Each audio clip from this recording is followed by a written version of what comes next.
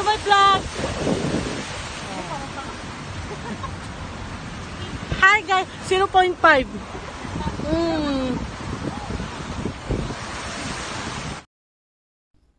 Ayan na nga po yung table setting. 8 person. So, yung mga menu po niyan is 1 soup, fish, fried, steamed chicken with pork, and liampo.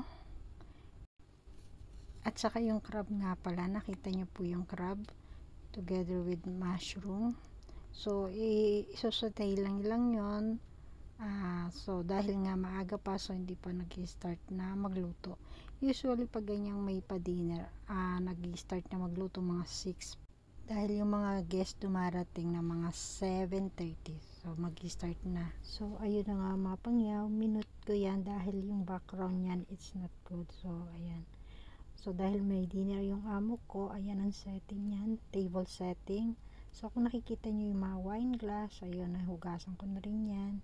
So, ito nga pala yung mga food na.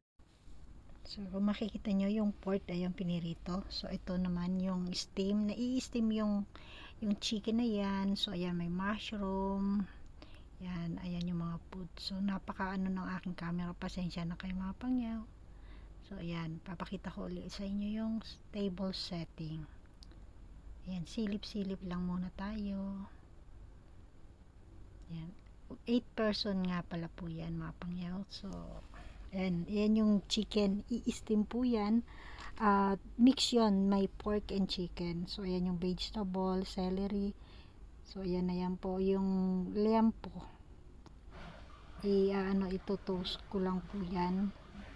Hanggang sa matos. Ayan, pakikita ko na naman po sa inyo yung mga food.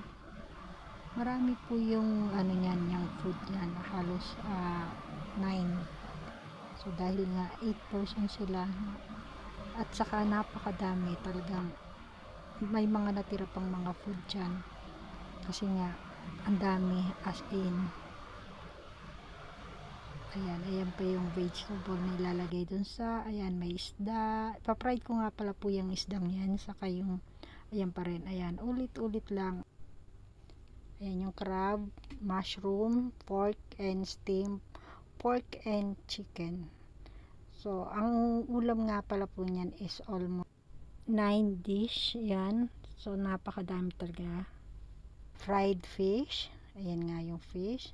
At yung steamed pork with chicken. At yung crab din, igigisa rin yan with mushroom. Yan yung mushroom. Yung pork na nakikita nyo po is, ano lang yan, oven. Ilalagay lang sa oven.